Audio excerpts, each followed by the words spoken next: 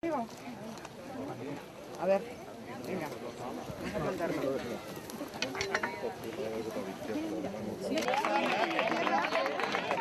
Ahí.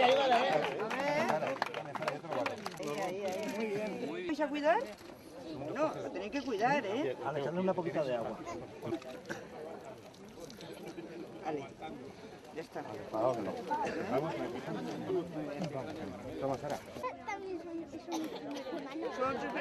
Hemos creado nuevas fuentes de empleo y hemos aprobado, como sabéis, la Ley para el Desarrollo Sostenible del Medio Rural, con la que hemos dado el impulso necesario para que todas las administraciones públicas se esfuercen en mejorar la calidad de vida de los 16 millones de personas de este país que viven en el campo.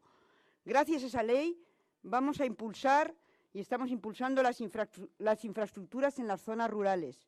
Podemos y debemos tener confianza en que la lucha contra el cambio climático es posible.